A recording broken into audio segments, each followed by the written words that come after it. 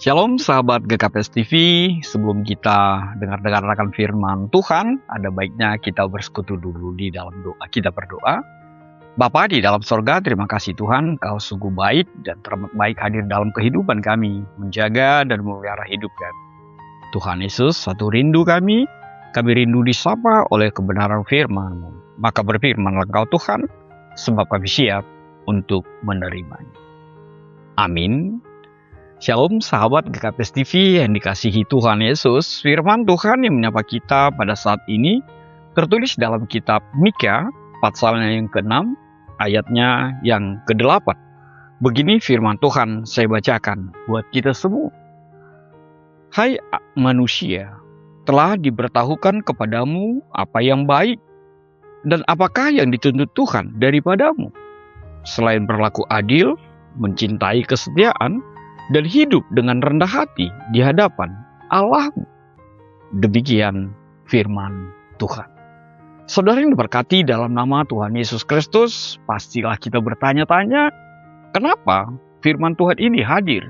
Kenapa firman Tuhan ini dinyatakan, bahkan menjadi sebuah penegasan yang dituntut Tuhan dari setiap kita, atau bicara tentang sejarahnya, historisnya kepada bangsa Israel, tidak lain adalah berlaku adil, mencintai kesetiaan, dan hidup dengan rendah hati di hadapan Allah.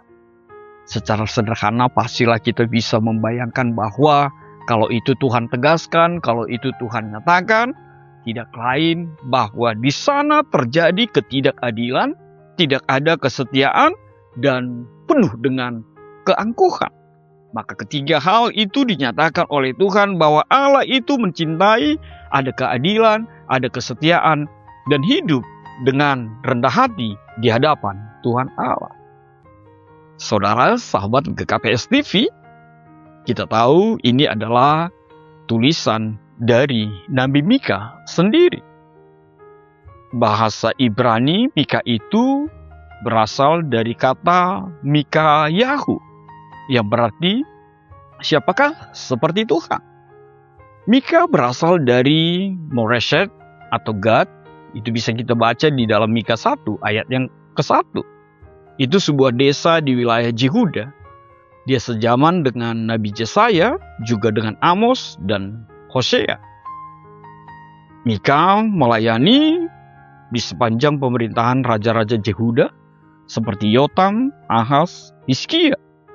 Tapi kalau kita lebih langsung kepada apa yang menjadi situasi pada saat itu, tidak lain adalah kalau kita membaca dari pasal 2 ayat 1 sampai 2, juga Mika 3 ayat 1 sampai 3, di sana terlihat jelas situasi sosial bahwa ketidakadilan merajalela, para pemimpin dan hakim menerima suap. Bahkan orang kaya menindas orang miskin. Lebih lagi, para nabi palsu berbicara demi keuntungan. Dan Mika terkenal sebagai pribadi yang pemberani.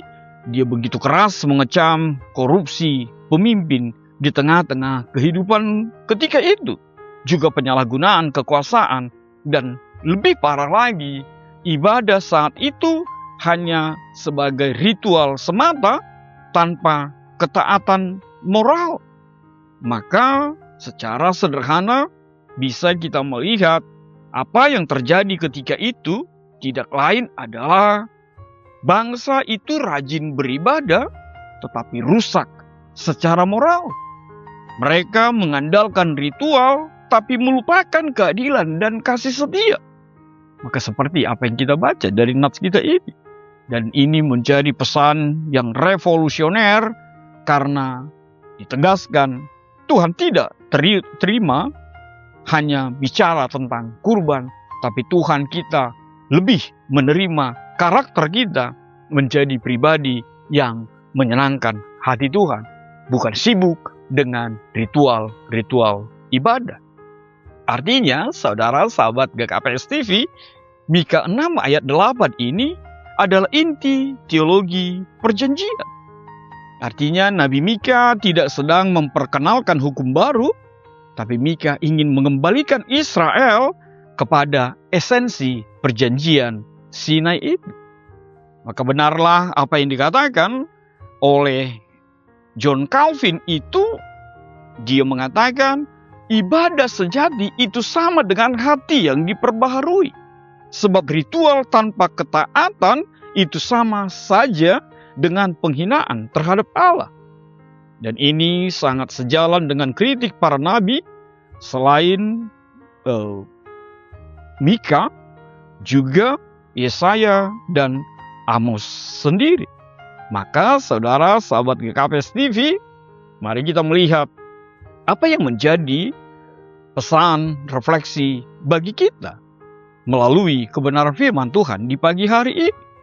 Refleksi yang pertama, tidak lain adalah kita diajak untuk berefleksi secara pribadi. Sudahkah kita masih menjadi pribadi yang berjalan bersama Allah? Sudahkah kita tetap menjadi pribadi yang mengimani bahwa nafas kita ini adalah anugerah? Bahwa kesuksesan yang ada pada kita itu adalah anugerah.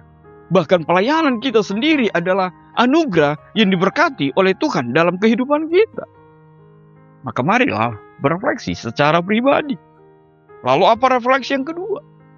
Sudahkah berbanding lurus ritual ibadahmu, ritual agamamu dengan karaktermu? Sebab sekali lagi Tuhan tidak hanya menginginkan bentuk-bentuk ibadah, bentuk-bentuk ritual tanpa ada seperti apa yang dikatakan, ada keadilan, ada kesetiaan, ada pribadi yang menyenangkan Tuhan melalui sikap dan tingkah laku kehidupannya. Lalu refleksi yang berikut, refleksi di tengah-tengah keluarga kita. Secara sederhana, maukah suami mengakui kesalahannya? Apalagi bagi orang Batak barangkali ya, mungkin agak susah untuk mengakui kesalahannya. Atau maukah seorang istri memberikan pengampunan itu? Atau lebih lagi, maukah orang tua belajar dari anak-anaknya? Itu menjadi refleksi untuk setiap kita. Kalau kita bicara juga refleksi dalam dunia digital ini, zaman sekarang orang membangun citra, menampilkan kehidupan terbaik, mengejar validasi, hidup di hadapan Allah itu sepertinya ingin mengatakan bahwa pribadi adalah pribadi yang lebih peduli bagaimana Tuhan melihat saya daripada bagaimana orang melihat saya. Maka silakan gunakan digital ini, gunakan medsos ini hanya untuk menyenangkan hati Tuhan. Maka bisa kita mengambil sebuah kesimpulan bahwa hidup rendah hati di hadapan Allah itu berarti yang pertama, hidup dalam pertobatan terus-menerus. Yang kedua, mengakui bahwa semua adalah anugerah dari Allah. Lalu yang ketiga, tidak pernah memanipulasi Tuhan dengan ritual. Sebab Tuhan tahu dan mengenal setiap kita. Lalu apa yang keempat? Hidup rendah hati itu adalah hidup yang lebih takut akan Tuhan daripada opini manusia. Lalu apa yang terakhir? Pesan buat kita dalam kerendahan hati, hiduplah iman percayamu secara nyata dalam relasi sosialmu. Artinya orang beriman pastilah juga terlihat nyata di dalam tindakannya kepada sesamanya di dalam kehidupan kita. Maka benarlah apa yang dikatakan oleh Walter Brueggemann itu, dia mengatakan, dia menegaskan bahwa Mika 6 ayat 8 adalah sebuah penegasan bahwa iman tidak pernah privat. Iman selalu berdampak sosial. Amin. Tuhan memberkatimu. Kita bersatu dalam doa. Terima kasih Tuhan Yesus buat kemurahan-Mu. Terima kasih Tuhan, Engkau sungguh baik dan teramat baik dalam kehidupan kami. Biarlah kami Tuhan tidak disibukkan dengan ritual-ritual belaka, seremonial belaka. Tapi ada karakter di dalam Kristus yang menjadi kuat kami melakoni sebagaimana apa yang Tuhan mau terjadi atas setiap kami. Dalam kasih-Mu, kami berdoa dan ucap syukur. Amin.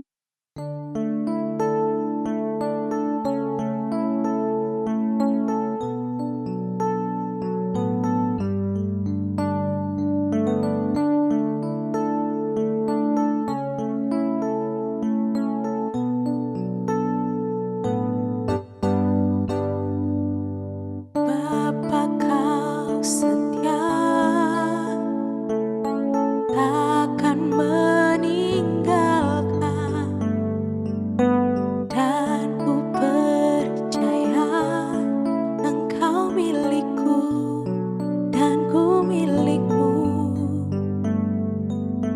Kerinduanku tinggikan namamu, karena ku tahu Engkau dalamku dan ku dalammu.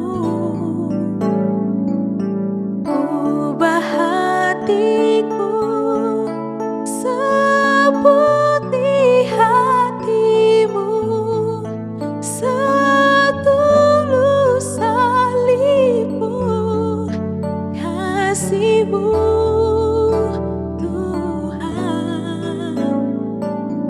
Biar mataku seperti matamu, pancarkan kasihmu, ku mau jadi.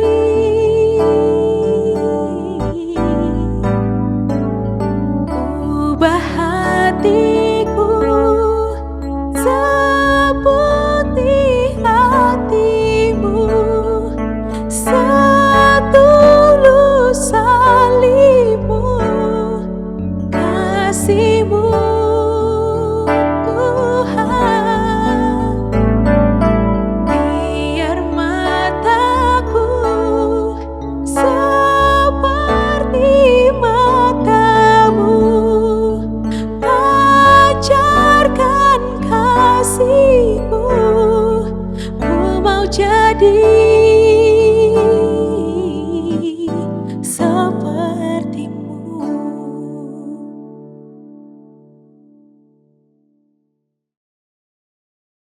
GKPS TV.